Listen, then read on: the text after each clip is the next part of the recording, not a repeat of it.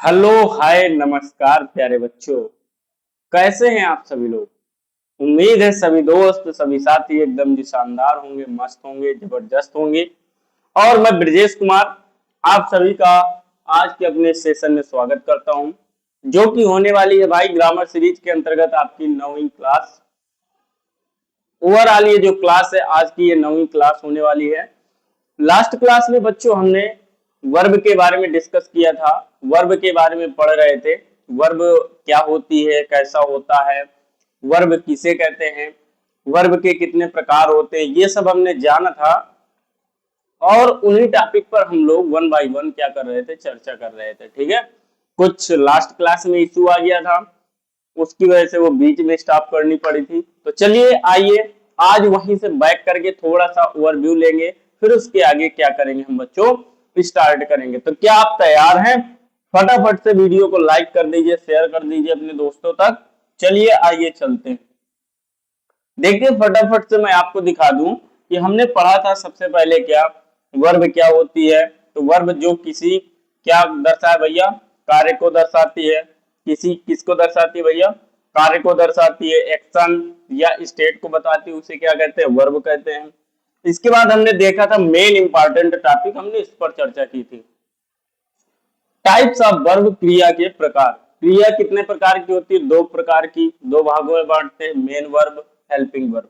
Main verb दो type की, transitive verb, intransitive verb. इस पर हमने बिल्कुल चर्चा नहीं की थी। हमने चर्चा की थी किस पर, हेल्पिंग वर्ब पर, जो दो प्रकार की होती है, एक प्राइमरी एक्सिलरी, एक मॉडल एक्सिलरी। तो ये हमारी दो प्रकार की वर्ब होती है भाई। ठीक है, आइए इस पर आगे हमने समझा था, मैंने आपको बताया था कि ये जो हेल्पिंग वर्ब होती है इनको दो कैटेगरी में बांटते हैं, प्राइमरी में और एक मॉडल में बांटते हैं। प्राइमरी में तीन प्रकार की होती है, तीन प्रकार की, जिसमें तीनों को मिला दिया जाए तो ये 11 हो जाएंगी। अच्छा यहीं पर मैंने आपको बताया था एक चीज, यहीं पर एक चीज आपको बताई थी कि इन्हीं को क्या बोलते हैं भैया, इन्हीं को बहुत सारे टीचर बताते हैं 24 फ्रेंड्स ऑफ नॉट। नॉट के कितने दोस्त होते हैं, 24 मित्र। अर्थात कहने का तात्पर्य ये है कि जब कभी आप निगेटिव सेंटेंस बनाओगे तो उनमें जो हेल्पिंग वर्ब मिलेगी, इन 24 के अलावा कोई आपको 25वीं देखने को नहीं मिलेगी। जिसको मैंने अपने अकॉर्डिंग पढ़ाया था, मैंने आपको 16 की गिनती करवाई थी। ठीक, जो लोग 24 पढ़ते हो उनको भी दिक्कत नहीं है भाई, 24 यही है। ठीक, इसमें प्राइमरी में तीन रहती है, तीन बी वर्ब हो गई, डू वर्ब हो गई, हैव वर्ब हो गई। मॉडल में ये 13 मॉडल होते हैं, can, could, will, would, shall, should, may, might, ought to, need, dare, must, used to. यहां तक की बात है भाई, आपको समझ में आ गई होगी। अब आइए आगे चलते हैं। हमने बताया था हेल्पिंग वर्ब जो है मेन वर्ब की क्या करती है भाई, हेल्पिंग हेल्प करती है, मदद करती है। ठीक है, यहां तक की बात हम लोगों ने सीख ली थी भाई। अब हमारा काम है भाई आगे चलने का। तो चलिए उसी के आगे से आप लोग अपनी नोट्स में कंटिन्यू करेंगे, अपनी कॉपी में। आज की क्लास में देखिए क्या है, आज की क्लास का पहला पॉइंट भाई, चलिए सभी लोग अब ध्यान देंगे। अब सभी लोग भाई हेडिंग डाल लीजिए या नॉर्मल समझिए पहले, लिंकिंग वर्ब। लिंकिंग वर्ब क्या बेटा, लिंकिंग वर्ब। हेडिंग डालेंगे सभी लोग, linking verb. Linking verb, linking verb क्या होती है। तो भाई लिंकिंग वर्ब नाम क्या है भैया इसका, लिंकिंग वर्ब। लिंकिंग वर्ब किसे कहते हैं, तो बेटा ध्यान दीजिए, किसे कहते हैं लिंकिंग वर्ब, जब, जब, जब भाई, कब कहिए कब, जब, जब क्या बेटा, जब मेन वर्ब, वो सॉरी जब हेल्पिंग वर्ब, क्योंकि हम पढ़ क्या रहे हैं बेटा, हेल्पिंग वर्ब। जब हेल्पिंग वर्ब किसकी तरीके भाई, मेन वर्ब की तरह, मेन वर्ब की तरह, मेन वर्ब की तरह वाक्य में कार्य करे, मेन वर्ब की तरह वाक्य में, वाक्य में कार्य करे, मेन वर्ब की तरह वाक्य में कार्य करे, कम, वह क्या कहलाती है, लिंकिंग वर्ब कहलाती है।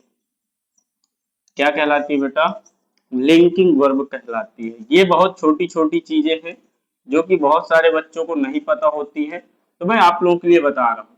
लिंकिंग वर्ब किसे कहते हैं भाई? लिंकिंग वर्ब है क्या? लिंकिंग वर्ब जब हेल्पिंग वर्ब जो होती है वाक्य की, अगर मेन वर्ब के रूप में कार्य करने लगे। किसके रूप में बेटा? मेन वर्ब के रूप में कार्य करने लगे। कैसे?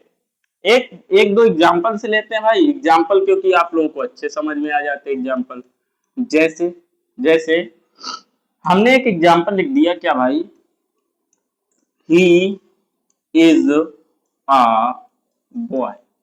वह एक क्या है भाई? लड़का है। मैंने बहुत ही सिंपल सा एग्जांपल लिया। ही इज अ बॉय, वह एक क्या है? लड़का है। अच्छा, जब कोई वाक्य होता है तो सभी को पता होगा बेटा, वाक्य में क्या होता है? सब्जेक्ट होता है, उसके बाद वर्ब होती है, उसके बाद क्या होता है बेटा? ऑब्जेक्ट। यहाँ पर वर्ब के स्थान पर क्या लिखा मिल रहा है बेटा आपको? इज लिखा मिल रहा है। क्या लिखा मिल रहा है?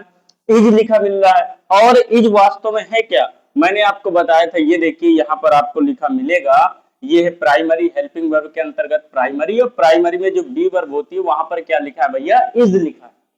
अब यहाँ पर इज तो लिखा है, लेकिन यहाँ पर जो इज है, इज के अलावा वाक्य में कोई वर्ब आई है क्या? नहीं आई। जब कोई वर्ब नहीं आई तो ये कौन सी वर्ब हो गई भाई? मेन वर्ब की तरह कार्य करने लगी। तो ये वास्तव में तो है क्या भैया? हेल्पिंग वर्ब, लेकिन काम किसकी तरह कर रही है बेटा? मेन वर्ब की तरह काम कर रही है। तो ये जो इज होगा, ये यहाँ पर किसका काम कर रहा है? लिंकिंग वर्ब का काम कर रहा है। लिंक मतलब क्या करना होता है भैया? लिंक मतलब जोड़ना। मतलब यहाँ पर कोई था नहीं जोड़ने के लिए, तो ये जोड़ने की वजह से, जोड़ने के लिए ये वर्ब आई, इसलिए हम इसे क्या कहते हैं बेटा? Linking verb. क्या कहते हैं? Linking verb. वर्ब का आपने एक छोटा सा और कॉन्सेप्ट सीखा कि लिंकिंग वर्ब किसे कहते हैं। आप में से बहुत सारे बच्चों को नहीं पता रहा होगा। तो लिंकिंग वर्ब किसे कहते हैं? जब कोई हेल्पिंग वर्ब मेन वर्ब की तरीके आ जाए। अच्छा, इसके अलावा सर जी क्या और एग्जाम्पल हो सकते हैं? बेटा जी बहुत सारे हो सकते हैं, जितने आप कहो उतने दे दूं मैं।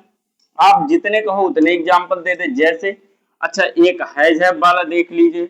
जैसे हमने कहा आई हैव आई हैव 400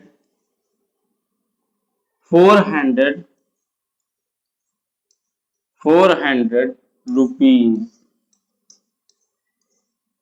मेरे पास कितने रुपए हैं? 400 रुपए हैं। 400 रुपी हो गए या रुपीज होगा? रुपी हो गए या रुपीज? 400 रुपीज, 400 रुपए हैं। अब यहां पर ये देखिए, मेन कॉन्सेप्ट क्या है उस पर ध्यान दीजिए। यहाँ पर ये जो हैव है, ये कैसी वर्ब आपने पीछे पढ़ी? हेल्पिंग वर्ब के रूप में पढ़ी ना। अब ये जब हेल्पिंग वर्ब है, लेकिन यहाँ पर काम किसका कर रही है भाई? ये मेन वर्ब के रूप में आई है, क्योंकि इसके अलावा और कोई वर्ब है नहीं। तो ये कैसी वर्ब कहलाएगी आपकी भाई?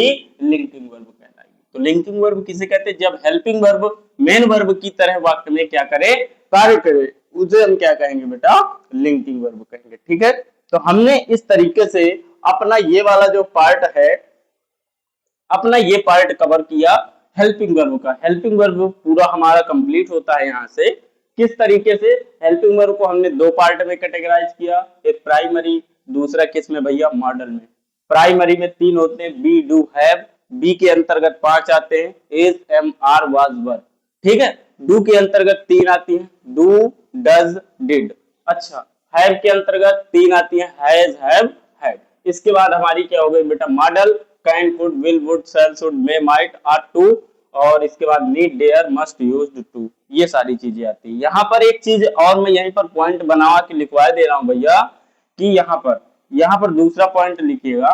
दूसरा पॉइंट ये है बच्चा, कि यहाँ पर जो हमने मॉडल के लिए एक कंडीशन बताई थी, तो वो चीज ध्यान दीजिएगा कि हमेशा मॉडल के साथ, मॉडल वर्ब्स के साथ, ये जो मॉडल वर्ब्स है ना, मॉडल वर्ब के साथ हमेशा, मॉडल वर्ब के साथ हमेशा किसका बच्चा? वर्ब की फर्स्ट फॉर्म का प्रयोग होता है। फर्स्ट फॉर्म का प्रयोग होता है। फर्स्ट फॉर्म का प्रयोग होता है। इनके साथ हमेशा किसका प्रयोग होता है भैया? वर्ब की फर्स्ट फॉर्म ही आएगी। जैसे जैसे एक एग्जांपल इसका ले लेते हैं। जैसे आई कैन क्या भैया? I can write in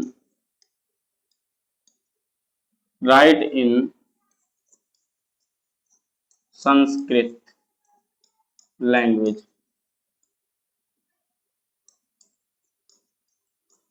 I can write in Sanskrit language. I can, यहाँ पर देखिए मॉडल आया, कैन हेल्पिंग वर्ब है। ये यहाँ पर जो आई, ये कैसी वर्ब हो गई भाई आपकी, हेल्पिंग वर्ब।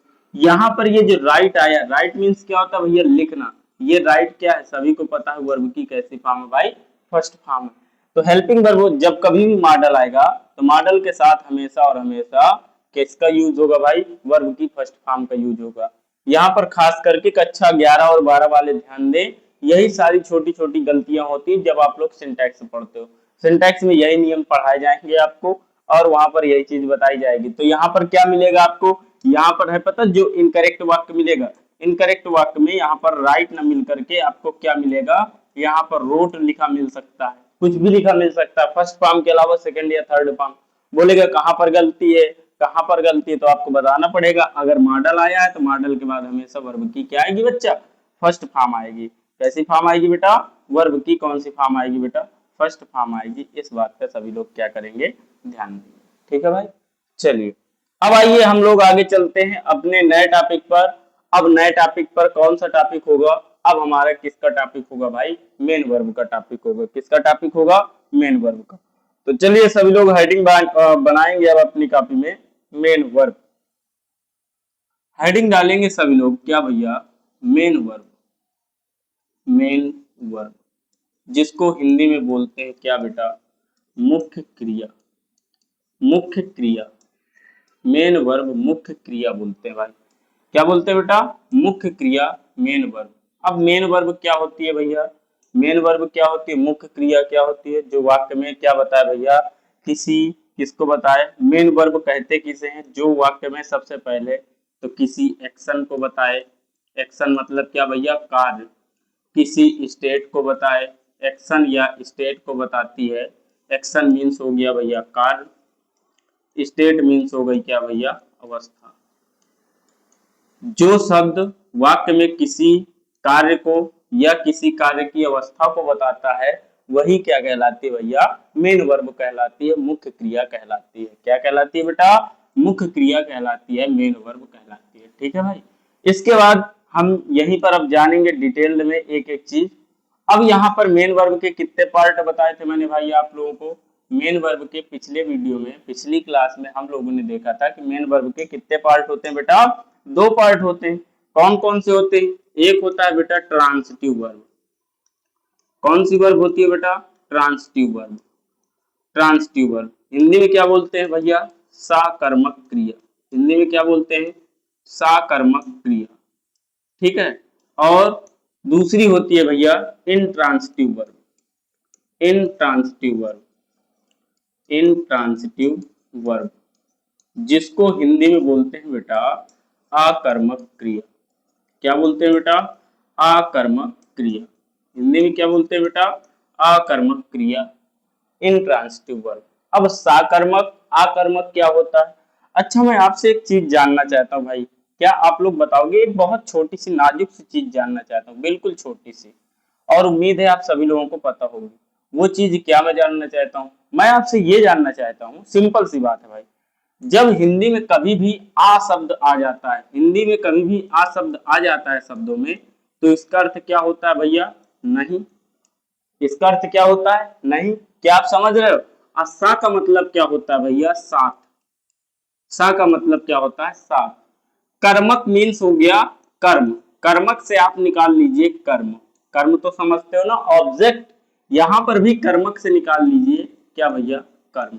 भैया आप डिफिनीशन आपने बना ली, आप डिफिनीशन खुद आपने बना ली, मेरे को बताने की जरूरत ही नहीं। कैसे भाई, जिस क्रिया के साथ, जिस क्रिया के साथ कर्म दिया होता है उसे हम लोग साकर्मक क्रिया ट्रांसिटिव वर्ब कहते हैं। याद करने की बिल्कुल भी जरूरत नहीं है पता, जो बच्चे सोचते हैं कि इंग्लिश बहुत कठिन है या हमें याद नहीं हो पाती है, भैया आप लोग एक बार पढ़ के तो देखो, इंग्लिश को कायदे से पढ़ो तो भाई, थोड़ा सा भी 10% भी आप ध्यान दोगे ना, आपको भाई इंग्लिश में जितनी भी चीजें हैं आप भाई चुटकियों में, फिंगर टिप्स में सीख जाओगे। इंग्लिश कोई कठिन सब्जेक्ट नहीं है। अच्छा ये बताइए, आज जैसे हम पढ़ा रहे हैं आपको इंग्लिश, तो क्या हम पेट से सीख के आ गए हैं इंग्लिश? आप लोग बताइए। हमने भी तो सीखा होगा किसी ना किसी दिन, हमने भी तो पढ़ा होगा, तभी तो आज पढ़ाने के लायक बन रहे हैं। ठीक है, नहीं तो ऐसे खड़े होकर बोलने में सभी के पैर कांपने लगते हैं। ठीक है, तो भाई आप लोग भी बिल्कुल पढ़ा सकते हो, आप लोग भी बहुत अच्छा पढ़ सकते हो, लेकिन उसके लिए क्या करना पड़ेगा बेटा, आपको थोड़ा सा मेहनत करनी पड़ेगी और ध्यान देना पड़ेगा। ठीक है भाई, चलिए आइए चलते हैं। तो मैंने क्या बताया कि आपको याद बिल्कुल नहीं करना। आपने क्या देखा? आपने देखा क्या भैया कि सकर्मक क्रिया किसे कहते हैं? वह क्रिया जिसके साथ क्या दिया गया हो, उसका कर्म दिया गया हो, उसे हम क्या कहेंगे भैया? सकर्मक क्रिया, ट्रांसिटिव वर्ब कहेंगे। अच्छा, तो आकर्मक क्रिया किसे कहेंगे भाई? जिस क्रिया के साथ उसका कर्म ना दिया गया हो, उसे हम क्या कहेंगे भैया? आकर्मक क्रिया।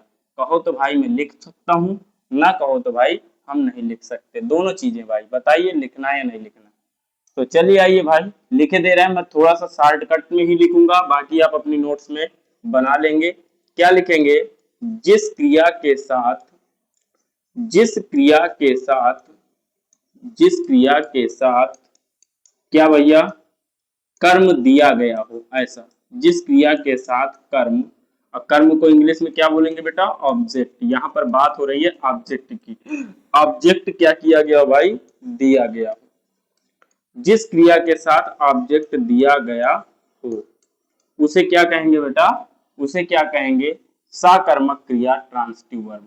अच्छा, तो इंट्रांसिटिव वर्ब किसे कहेंगे? इंट्रांसिटिव वर्ब किसे कहेंगे? जिस क्रिया के साथ कर्म जो है ऑब्जेक्ट क्या भैया? ना दिया गया हो या नहीं दिया गया हो, मतलब ऑब्जेक्ट जब ना दिया गया होगा तो उसे हम क्या कहेंगे? इंट्रांसिटिव वर्ब कहेंगे। क्या कहेंगे बेटा? इंट्रांसिटिव वर्ब कहेंगे। अच्छा, अब आइए इनके एक एक एग्जाम्पल लेते हैं भाई।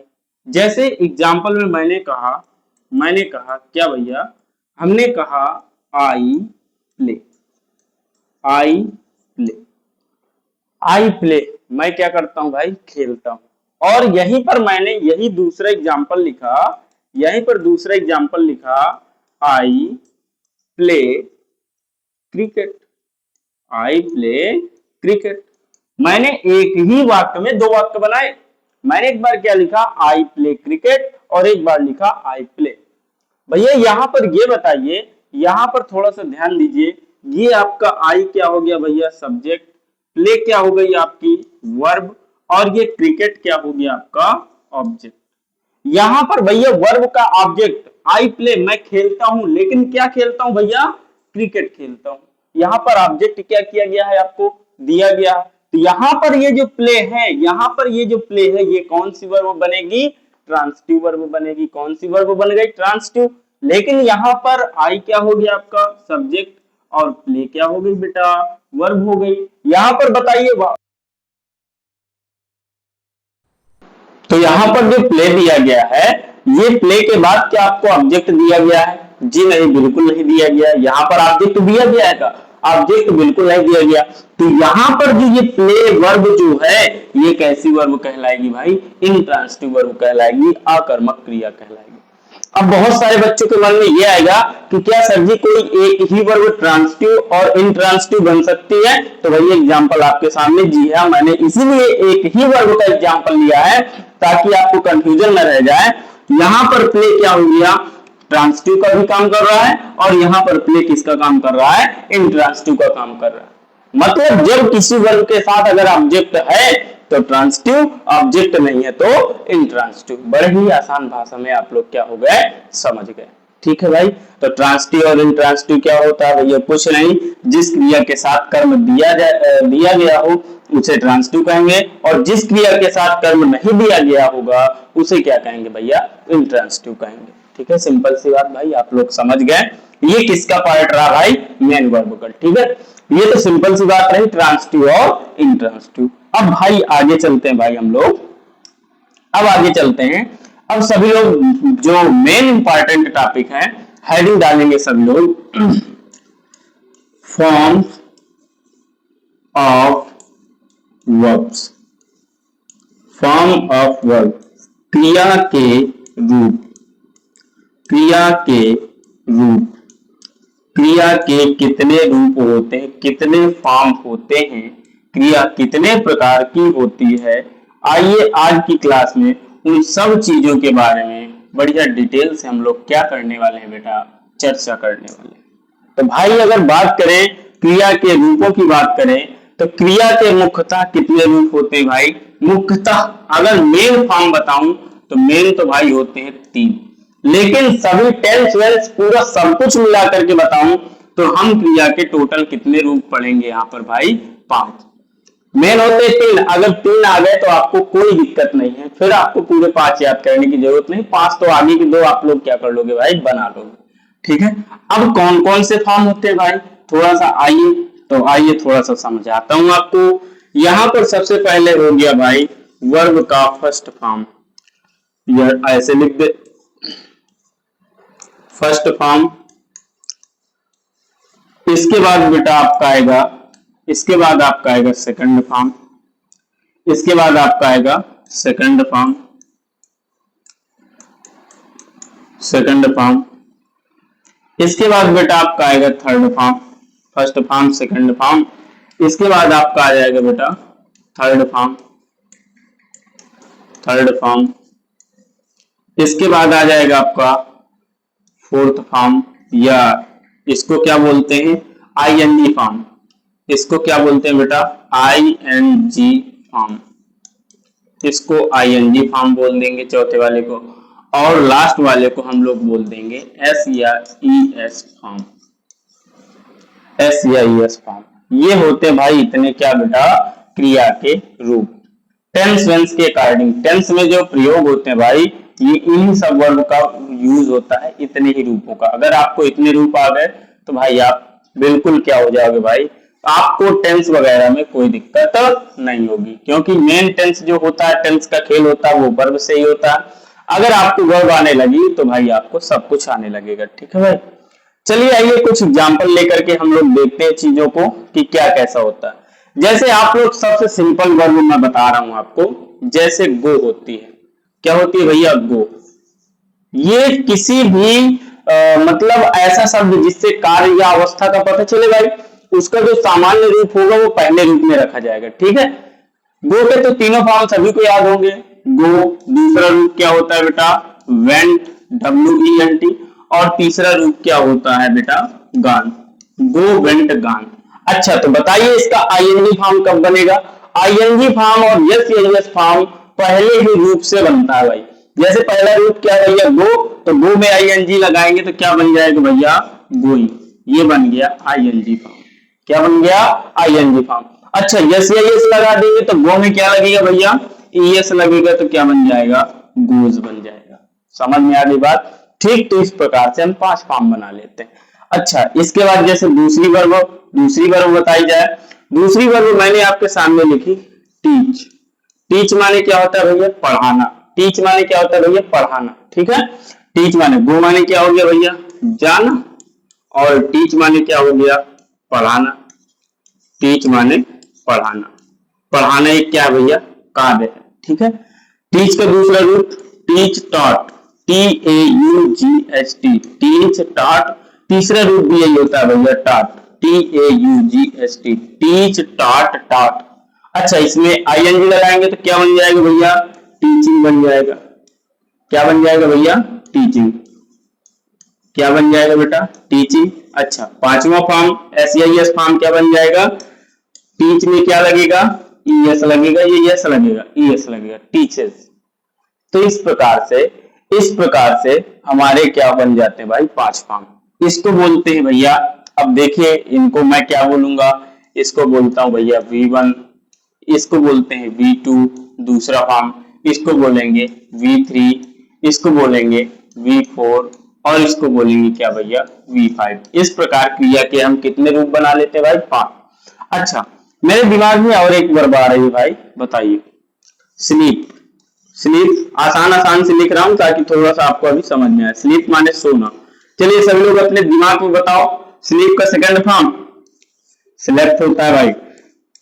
नहीं याद था ना, नहीं याद था, चलो याद कर लो। तीसरा फॉर्म क्या था, तीसरा फॉर्म भी यही होता है स्लेप्ट। अच्छा इसका आईएनजी फॉर्म क्या हो जाएगा स्लीपिंग, स्लीपिंग। अच्छा SEIS फॉर्म क्या हो जाएगा, स्लीप में क्या लग जाएगा भैया, एस लग जाएगा, तो क्या बन जाएगा, स्लीप्स हो जाएगा। नहीं है बात समझ। इसके बाद अच्छा और बताइए, मुझे एक दो वर्ब बता दीजिए आप। इसके बाद जैसे और कौन सी वर्ब लूं, अच्छा आप लोग बताइए। एब्यूज, एब्यूज माने होता है भैया गाली देना, एब्यूज माने होता है गाली देना। बताइए एब्यूज का दूसरा फॉर्म एब्यूज्ड होता है, तीसरा फॉर्म भी क्या होता है भैया, एब्यूज्ड होता है, ठीक है। अच्छा आईएनजी फॉर्म क्या बनेगा भैया, एब्यूजिंग बनेगा। अब यहां पर आईएनजी लगाएंगे तो ई हट जाएगा, एब्यूजिंग। अच्छा इसमें एसईएस फॉर्म ABUSE और इसमें एस लग जाएगा तो एब्यूजेस बन जाएगा। इस प्रकार से क्रिया के कितने रूप होते हैं बेटा, 5 रूप हो जाते हैं टोटल। पहला रूप, सेकंड रूप, थर्ड रूप और चौथे का नाम है आईएनजी फॉर्म और पांचवे का नाम है भाई एसईएस फॉर्म। अब इनसे रिलेटेड थोड़ा सा एक दो पॉइंट भाई ध्यान दीजिए। ये जो वर्ब का मैंने आपको चौथा रूप बताया, यहां पर वर्ब का जो चौथा रूप बताया V4, V4 कौन सा है भैया, आईएनजी फॉर्म। जो वर्ब की आईएनजी फॉर्म होती है, ये जो वर्ब की आईएनजी फॉर्म होती है, इसका प्रयोग कहां पर होता है, तो इसका प्रयोग भैया कॉन्टिन्यूअस टेंस में होता है। बताइए सही है गलत, कॉन्टिन्यूअस टेंस में इसका प्रयोग होता है, कॉन्टिन्यूअस टेंस में इसका क्या होता है भाई, प्रयोग होता है। अच्छा कॉन्टिन्यूअस टेंस में प्रयोग होता है, चलिए बहुत अच्छी बात। दूसरा पॉइंट ये है कि जो V5 है आपकी, V5 को क्या बोलते हैं बेटा, यस या ईएस फॉर्म जो होता है आपका, एस या ईएस जो फॉर्म होता है मैंने आपको बताया, एस या ईएस फॉर्म का यूज जो होता है वो केवल और केवल पूरे 12 टेंस में प्रेजेंट इंडेफिनिट टेंस में होता है, प्रेजेंट इंडेफिनिट टेंस में होता है। इसके अलावा कहीं पर नहीं होता, इसके अलावा कहीं पर नहीं होता। ये कुछ पॉइंट्स है याद रखने के, यही बेसिक है, ये कुछ पॉइंट्स है आपके याद रखने के भाई, इस बात का ध्यान दीजिए। अच्छा और तीसरा पॉइंट क्या है, तीसरा पॉइंट ये है कि जो V2 है, V2 मतलब जो वर्ब का कौन सा फॉर्म है भाई, सेकंड फॉर्म है। वर्ब का कौन सा फॉर्म, सेकंड फॉर्म। जो क्रिया का दूसरा रूप है, क्रिया के दूसरे रूप का प्रयोग केवल और केवल पास्ट इंडेफिनिट टेंस में होता है, पास्ट इंडेफिनिट टेंस में होता है। जब आपको टेंस पढ़ाऊंगा ना, तब आप देख लीजिएगा आपके फिंगर टिप्स में टेंस ना आ जाए तो कहिएगा। ऐसे उंगलियों में आप उंगलियां देख करके आप अपने टेंस का क्या निकाल लोगे, पहचान लोगे। अगर इंग्लिश में लिखा है तो तुरंत बता दोगे कि ये कौन सा टेंस है भाई, फलाना टेंस है, प्रेजेंट है, पास्ट है, फ्यूचर है, क्या है, कैसा है, कुछ भी। समझ में आ गई बात। अच्छा ये तो चौथा मैंने वर्ब का दूसरा रूप, वर्ब का चौथा रूप, वर्ब का पांचवा रूप बताया ना भाई। अच्छा सभी रूपों के बारे में बताऊंगा, परेशान काहे हो रहे हो। इसके बाद ये जो आपका आ गया V1 जो है मतलब जो फर्स्ट फॉर्म है आपका, फर्स्ट फॉर्म जो है आपका, फर्स्ट फॉर्म का यूज कहां पर होता है, फर्स्ट फॉर्म का यूज कहां पर होता है, तो फर्स्ट फॉर्म भैया हमेशा किसके साथ लगेगा भैया, मॉडल के साथ। किसके साथ लगेगा, मॉडल के साथ फर्स्ट फॉर्म का यूज होता है। अब मॉडल कहां पर यूज होता है भैया आपका, एक तरह से फ्यूचर में। कहां पर यूज होता है, फ्यूचर टेंस में। कहां पर, फ्यूचर टेंस में, फ्यूचर इंडेफिनिट। लेकिन फ्यूचर कॉन्टिन्यूअस में मॉडल आएगा, लेकिन कॉन्टिन्यूअस में कौन सी फॉर्म लगेगी, कॉन्टिन्यूअस टेंस में, कॉन्टिन्यूअस टेंस में आईएनजी फॉर्म लगेगी, तो वहां पर ये V1 नहीं लगेगी। इस बात का क्या करिएगा, ध्यान दीजिएगा। समझ में आ गया। अच्छा एक चीज और बता दूं आपको, यहाँ पर एक चीज और बता दूं आपको, और अच्छी चीज है भाई, ध्यान दीजिएगा। ये जो है ना यस या यस फॉर्म, ये क्या है भैया, सिंगुलर वर्ब है। ये कैसी वर्ब है भाई, सिंगुलर वर्ब है। ये सिंगुलर वर्ब है, ये सब की सब क्या है, सिंगुलर। और ये जो वर्ब का पहला रूप है ना, ये सब की सब कैसी वर्ब होती है भाई, प्लूरल फॉर्म में होती है। ये इनका प्लूरल रूप है और ये इनका सिंगुलर रूप है। अब इसका कारण बताऊं, चलो कारण बता दे रहा हूं आपके लिए। जब आप ये बताइए, आपको थोड़ा सा कारण बता रहा हूं, चीजें क्या चीजें मैं सही बता रहा हूं ये गलत बता रहा हूं, आप खुद लगाओगे अंदाजा। ध्यान दीजिए इस बात का। जब आप प्रेजेंट इंडेफिनिट टेंस पढ़ते हो भैया, प्रेजेंट इंडेफिनिट टेंस पढ़ते हो, अब थोड़ा सा ओवरव्यू दे रहा हूं आपको। जब आप प्रेजेंट इंडेफिनिट टेंस पढ़ते हो, तो प्रेजेंट इंडेफिनिट टेंस में भैया वर्ब का जब प्रयोग होता है तो किसके अनुसार होता है भैया, सब्जेक्ट के अनुसार आप लोग वर्ब का प्रयोग करते हो। किसके अनुसार? सब्जेक्ट के अनुसार वर्ब का प्रयोग करते हो। अब कहो कैसे? अगर सर जी आपने कहा सब्जेक्ट आपका सिंगुलर होता है तब के लिए अलग वर्ब लगाते हैं, और जब सब्जेक्ट प्लूरल होता है तब के लिए अलग वर्ब लगाते हैं। बोलो बात सही है या गलत? सही है या गलत? सही है। तो चलिए आइए भाई, बहुत अच्छा अगर आप लोग समझ पा रहे हैं। इसके बाद क्या होगा भैया, जब वर्ब अगर सिंगुलर है आपकी तो यहां पर आप वर्ब की फॉर्म में क्या लगाते हो? वर्ब की फर्स्ट फॉर्म में आप लोग क्या पढ़ते हो? यस या यस। बताओ बात सही है गलत? तो मैंने क्या कहा कि ये जो यस या यस वाली फॉर्म होती है कैसी होती है बेटा? सिंगुलर होती है। यही चीज तो मैंने बताई आपको पीछे। यस या यस वाली जो होती है वो कैसी होती है बेटा? सिंगुलर होती है। अच्छा, आपने कहा सर जी जब सब्जेक्ट प्लूरल आ जाता है तो हम खाली वर्ब की क्या लगाते हैं? First form. उसमें एस या एस का प्रयोग नहीं करते हैं। क्यों नहीं करते हो? क्योंकि अगर सब्जेक्ट प्लूरल है तो वर्ब भी कैसी जाएगी? प्लूरल जाएगी। और प्लूरल फॉर्म कौन सी है? फर्स्ट फॉर्म ही तो है। यही तो बताया बेटा जी मैंने आपको। क्या आपको ये चीज नहीं समझ में आई? अगर चीज समझ में आ गई तो भाई कमेंट बॉक्स में जरूर अपना एक रिप्लाई छोड़िएगा कि हाँ सर जी आज हमने इस चीज को यहां से इस तरह से रिलेट किया।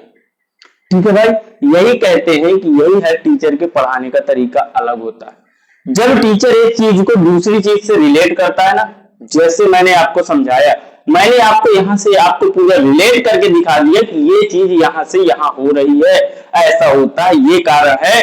तो है पता, जब आप टेंस पढ़ोगे तो आपके दिमाग में अपने आप वर्ब आ जाएगा कि सर जी ने बताया था कि ये जो यस यस फॉर्म होती है ये सिंगुलर होती है, और ये जो फर्स्ट फॉर्म होती है ये कैसी होती है भाई? प्लूरल होती है। तो क्या आपको ये चीजें समझ में आई भाई? ठीक है, उम्मीद है आपको चीज समझ में आ गई होगी। तो इस प्रकार से हमने वर्ब के बारे में बहुत सारी चीजें पढ़ी भाई हमने। अब देखिए, आइए अब मैं आपके अंदर माइंड मैप बना रहा हूं। अब मैं आपके अंदर क्या बनाऊंगा बेटा? माइंड मैप बनाऊंगा। आप लोग सारी चीजें खुद बताओगे भाई। ठीक है, फटाफट से लास्ट के 5 मिनट बताओगे। लास्ट के 5 मिनट आज, क्योंकि ये वर्ब की ये वाला जो टॉपिक है, ये वर्ब टॉपिक क्या हो रहा है भाई? समाप्त हो रहा है भाई। तो यहां से भाई थोड़ा सा ध्यान दीजिएगा, इसलिए हम आज इसको अच्छे से पढ़ेंगे, समझ लेंगे हमने क्या क्या चीजें सीखी। चलिए आ जाइए भाई अपने टॉपिक पर।